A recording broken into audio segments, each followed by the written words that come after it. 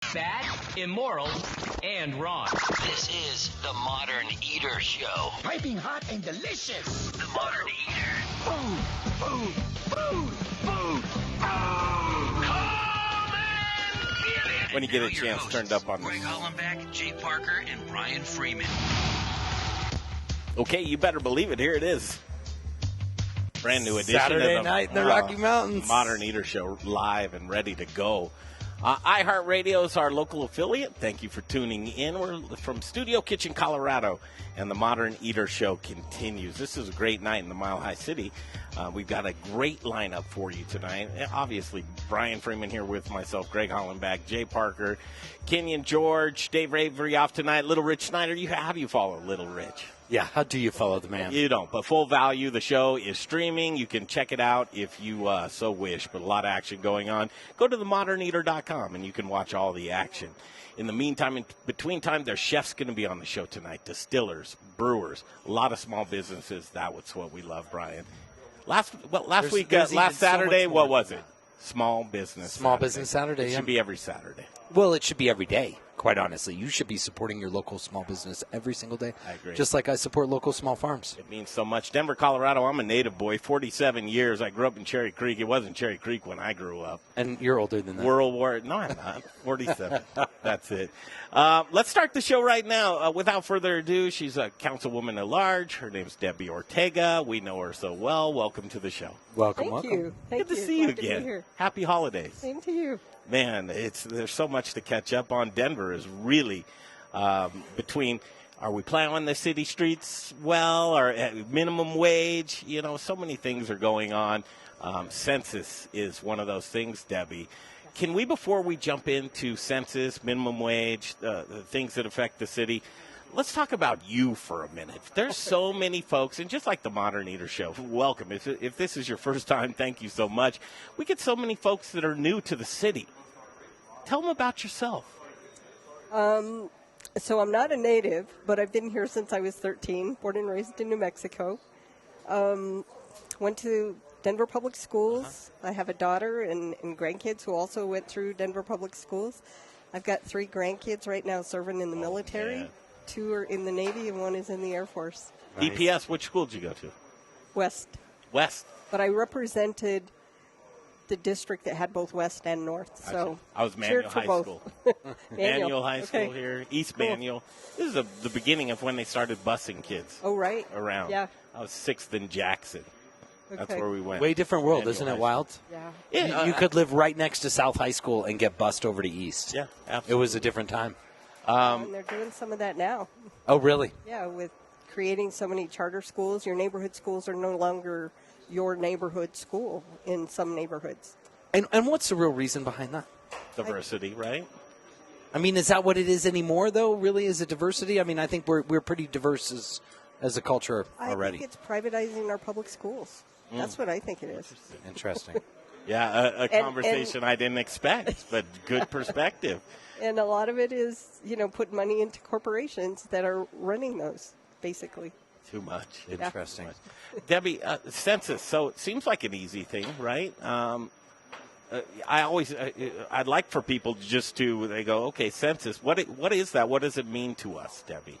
So I want to tie it back to Please. the hospitality industry. Okay, how are you going to do that? So the census is a head count that's done every 10 years, and the data from that census is what is used to then determine how much money comes back to our communities in federal dollars. So it's money for education, daycare, healthcare, transportation. And we're talking billions of dollars. Yes. Like 13 a billion year. that comes back to Colorado. And we want more. So that Right? count, and when Yep. you look at the fact that we have grown so much with so many new people coming here, we want to make sure that everybody counts. So how do you do that? Including our hard-to-count communities. Yeah. That's our immigrant and refugee community. I like to hear you say that. Well, and there's a big thing about that because there's a lot of, this, Greg, is something that touches me quite a bit because I'm in the ag community. And in the ag community, you've got a lot of immigrant workers. Yep. And a lot of immigrant workers are afraid. Yeah. And the sad thing is we need them to be counted, not because they should be afraid, but because we need more federal support Yep. to help them. And So- if we know that they're there, yeah. So here's what's really key to this count is that all the information that's collected is confidential. Yes. And all of the census workers who are involved in this process take an oath for life that they will never divulge any of that information. The aggregate data is all that gets shared with the agencies. Even the president can't go to one address and say, I want to know who's in that household. It's protected by the U.S. Constitution. I love you for that. Thank you for saying that. It's important because Yeah. people are afraid. And that's And part of the we're living in a education. fearful culture these days, and we should take that away because the reality is you count everywhere. And we want families to know that these are the dollars that come to us that help pay for education and pay for the roads that everybody drives on Sure. and the various services that are available to our entire community. As- The other piece that, if I could just add, is that if we get a complete count, Colorado is primed to have an additional congressional seat. And the data that gets collected is used to do the whole re-precincting and redistricting of congressional, state, local government boundaries for the next election cycles. So as you can see, that's a big deal politically. Turn that down just a little bit because I'm hearing it in the headset. As people are joining us right now on Facebook and YouTube Live, also on our iHeart affiliate here, Local 630 KHOW, talking to Councilperson Debbie Ortega here on the Modern Eater Show. And we're talking census. Okay, well, what does that have to do with food and beverage? Well, a lot. A lot of the folks that we're trying to get counted are within this industry. I like real talk, and I like talking about things that, the opposition would probably ask you. Okay, why would it be important for folks that aren't citizens to be counted? It's important because their voice matters. They count. And we want them to know that they are an important part of who gets counted in the United States.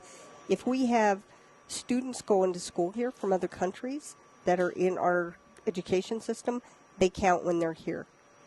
If we have, children that are going to school in other communities, they get counted where they're at on count day. But it's important for everybody in this industry because so many of our sectors rely on these federal dollars that help offset the cost. You talked about the agriculture industry. My brother and sister-in-law, sister and brother-in-law are cattle farmers. They grow red Angus beef. Relying on your workforce is an important part, but the resources that we get to offset some of the costs for the different programs that we have are vital. And we want to get our fair share. So by counting everybody, it means that we're getting our fair share for education, for all the other categories that those federal dollars come in. Next segment, we will talk about some minimum wage that was passed here through the city council, and we'll go into legislation and tier up in the next couple of years. But right now, talking census, and when we circle back to census, basically what I heard you say is if somebody's using resources, we want to know who they are. Great. I mean, is that correct? It translates to making sure we have enough dollars to provide the resources to cover all the different services that people benefit from. Well, that's what no one understands. There's more cars on the road. There's more people that need to get on the bus. What are those services, Debbie? Wow, there's a whole category of them, but it's, again, education, daycare, healthcare, transportation. I'm blanking out on what they all are, but we get federal dollars that provide these services. Real money. That come through human services, that come through our, transportation department, our education department. So it's all those various resources that both documented and undocumented. Kids in our school system, we don't look at whether they're documented or not. They count, and we provide those services. So we want to make sure that we're getting the share that is equal to the number of people who are here. And if we don't get it right, we've got to wait 10 more years before we get to get it right next time around. And there's a lot at stake, especially congressional seat, which, that's big business right there. I think Florida's up for two more, and some other states that are growing exponentially like Colorado. So we're classifying some folks as hard to count. Yes. Right? To qualify as hard for count, it's basically pretty easy, but there's a demographic of folks that fit in to hard to count. I think what is it, 25% or 176,000 people here in Denver are labeled hard to count. That's a big number of folks. Yeah, and it's not just our immigrant and refugee communities. Mm-hmm. It's our American senior Indians. folks. It's children under 5. Mm-hmm. It's our people serving that are incarcerated. Mm-hmm. So we have a number of different categories listed under group quarters. So part of that is, kids in our college system.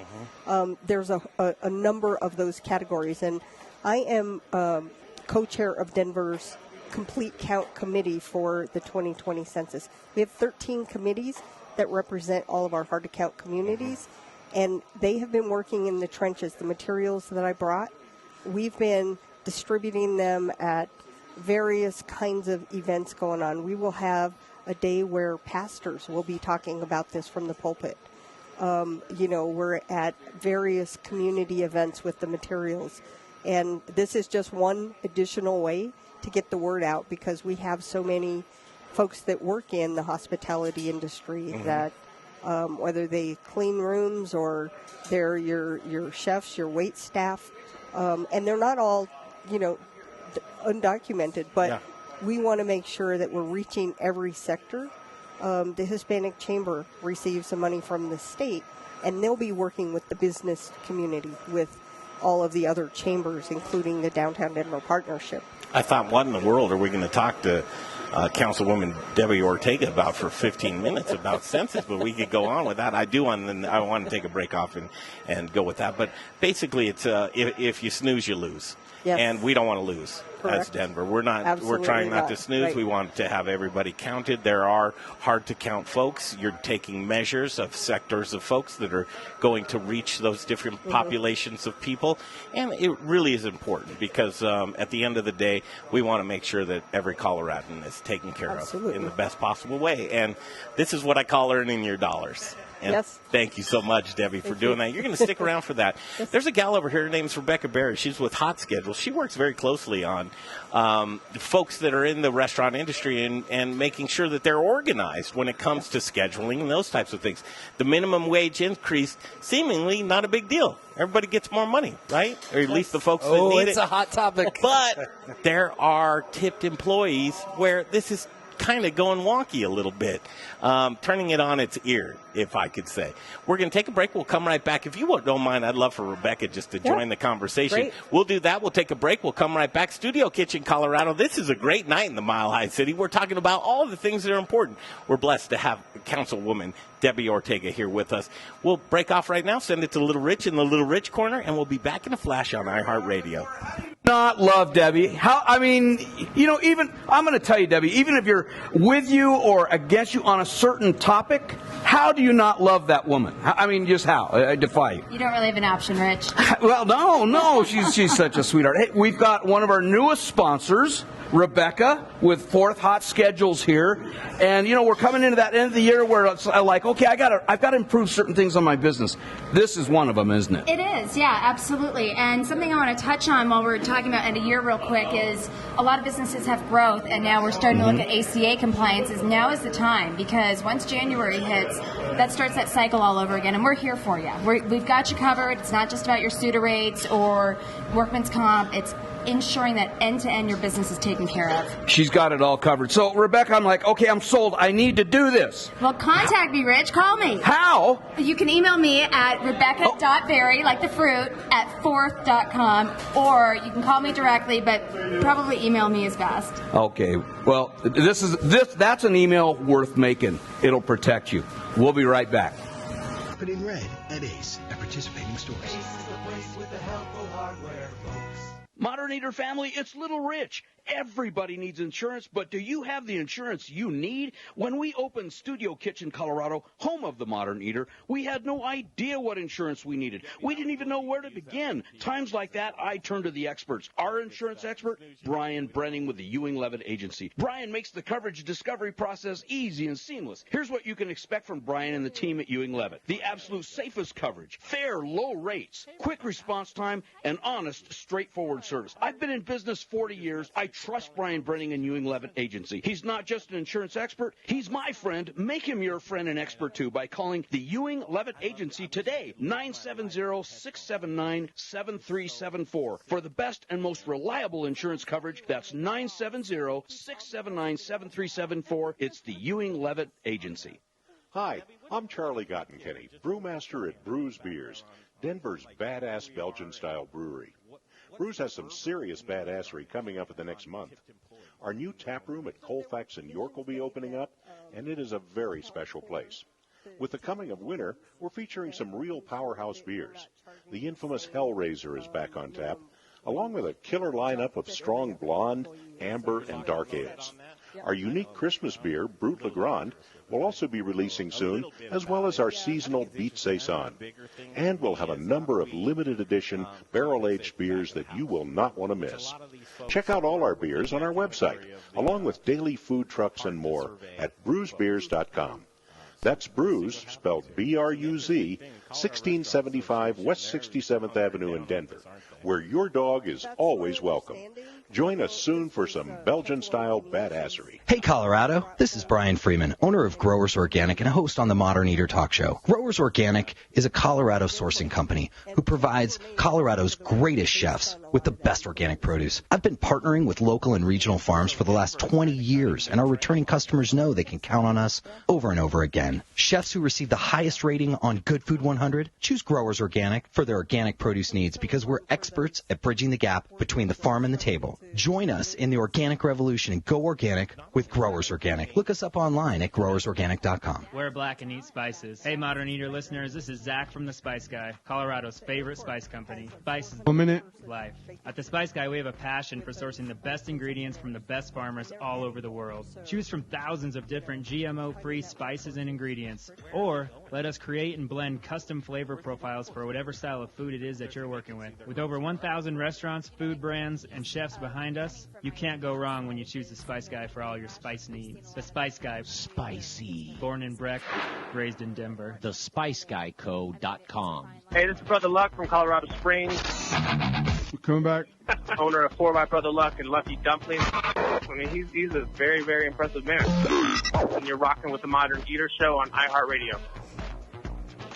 Hey, welcome back to the Modern Eater Show. I think I'm talking to a camera that's turned the other direction.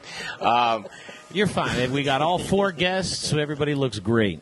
That's right. Well, what a spirited conversation. I always appreciate these things. Myself, Greg Hollenbach, Brian Freeman, along my side right here from Studio Kitchen, Colorado. We have the opportunity to catch up with Councilwoman Debbie Ortega. As a council person now, I have such a hard time. What do you like to be called, council person or woman? Just call me Debbie. Just call you Debbie. That's the great thing about you. Just call her Debbie. Rebecca Berry's going to join us with hot schedules by 4th, right? Yeah, we just a mix of the words is fine as long as they flow together somehow, right? So just so you know, Debbie, we've had a conversation before about minimum wage. We've kind of been following this. We're going to switch gears into minimum wage. So thank you for allowing Rebecca Berry to join us. It's a pleasure to sit next to you. It's always a great thing to get perspectives, whether they're different or not, because a lot of times we all want the same goal. It's just a matter of how we're driving to that goal. So here it is. It's been passed through City Council.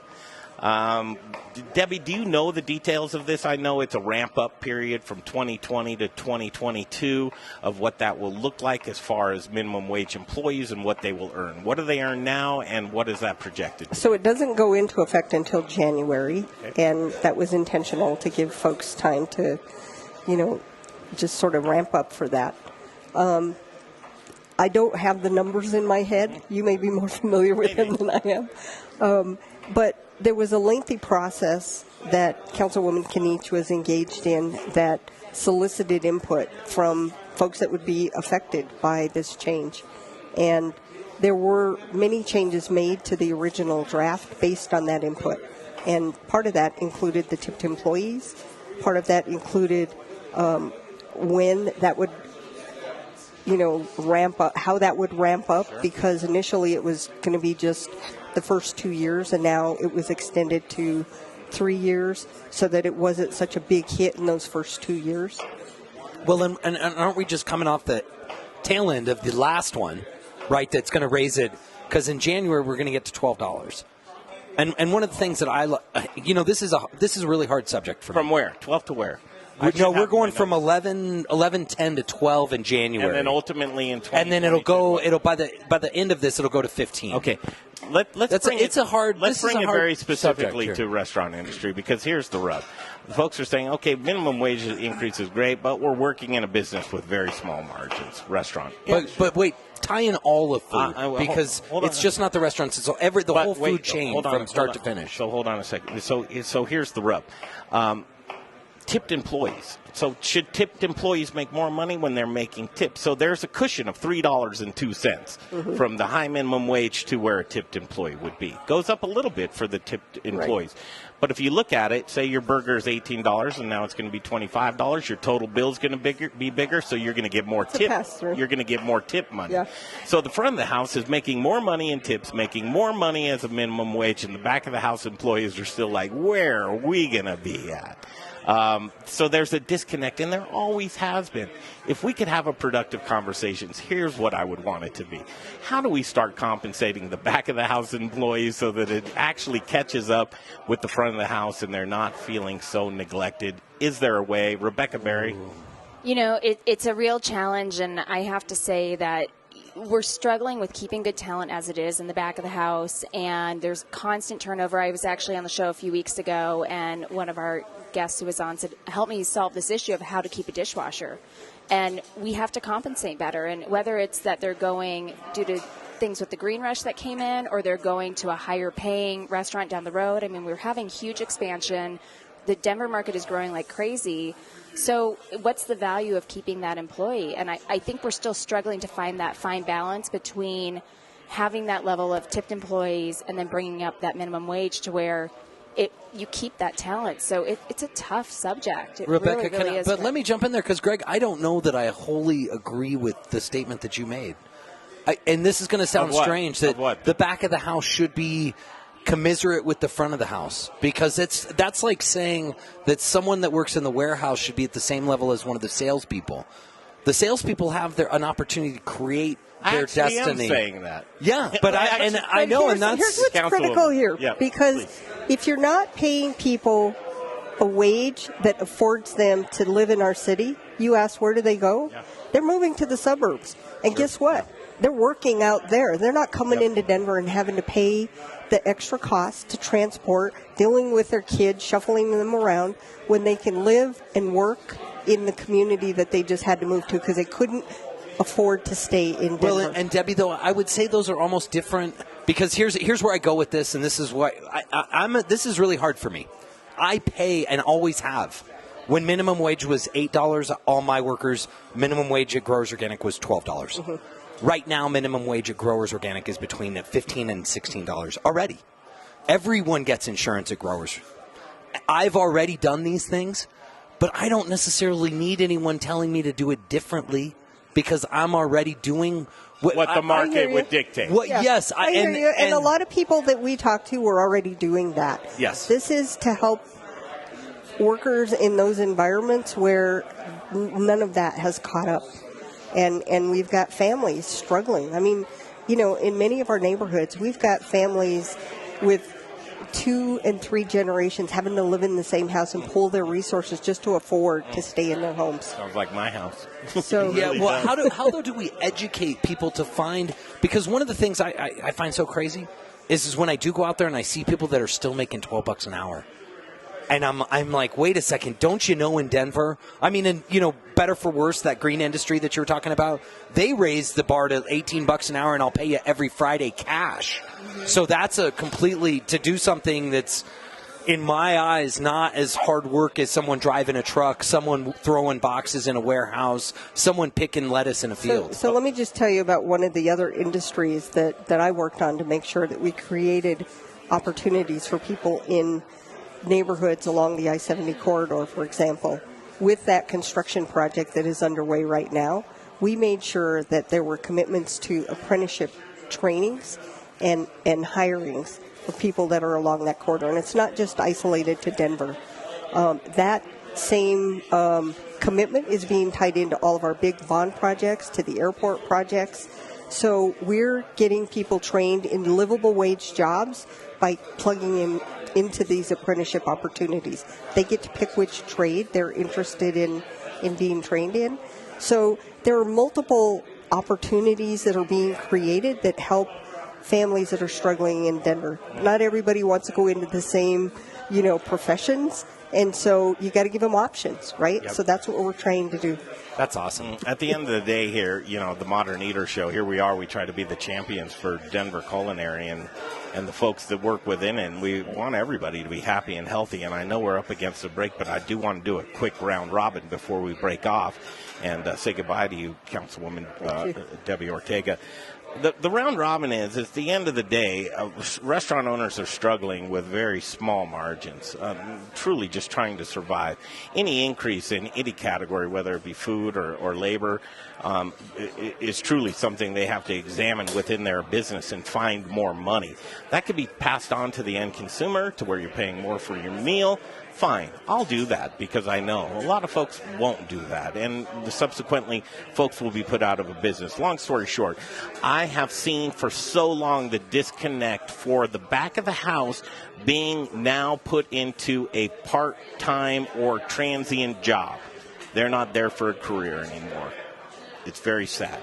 There are a lot of folks that have used that as a career and a very noble career for a long time. How do we get back to that? How do we make a living wage? How do we make that disconnect from the front of the house to the back of the house, just as far as making wages go? Jay, you said something to me, take $2. So here's the 28 years in the restaurant business, including last night. The thing to me is tipped employees, and I'm a bartender, right? And I was telling Greg in the car, we make at an average place, you make $20 to $30 an hour, right? That's at $8 an hour minimum wage tipped right now.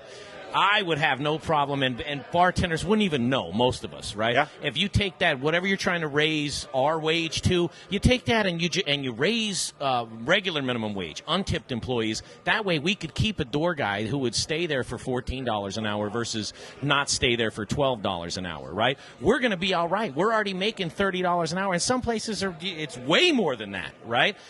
They'll survive. Tipped employees will survive if their minimum wage doesn't keep going up. Give it to the guys in the kitchen, because I don't want them having my tip money in the kitchen because they don't go through what I go through to get that tip money. And so that argument goes on till the end of time. So, Debbie, I know that there's no place for government to mandate that to folks and to business owners, but how do we encourage business owners to be able to and actually make this functional for them to be able to make this feasible or plausible for folks in the back of the house? I think it's providing some of those creative solutions to groups like the Colorado Restaurant Association that can share these great ideas with their membership. Now, not everybody's a member, but, it's a small community, right? And everybody talks to each other, and this is a great opportunity to get the word out. But I think I did not hear that suggestion during the public input process. So, Jay, where were you? Hey, He's probably here, Greg. When you say you didn't hear that, does that mean you like that idea? I think it has merit. Hey, but guy went to community college. I dismiss him all the time with that, Debbie. Rebecca, closing. Yeah, I mean, I love as Jay's saying, I completely agree with that. And you also create a career path, right? I mean, some of the most successful people I know who have been with Red Robin, Raising Cane's, started as bussers, as dishwashers 15 years ago. So you create not only, as Jay was saying, that creative idea, you structure a career path. So there's a goal at the end of the tunnel, or, something to climb from, and then you're not paying to train new people every other week. That's so costly. That turnover affects, it's insane. your customers, and then you're understaffed, so you can't serve anybody. So it's just a really dangerous place to be in. We so need to creativity. I like it, and we need to continue with this conversation. I'm getting personal emails from restaurant owners that are frothing at the mouth, like, I want in on this conversation. We'll continue it, right, Debbie? Absolutely. All right, we'll do that. Happy to come back anytime. Thank you. Happy holidays. Same to you. There she is, Thanks Debbie again. Ortega. Appreciate it.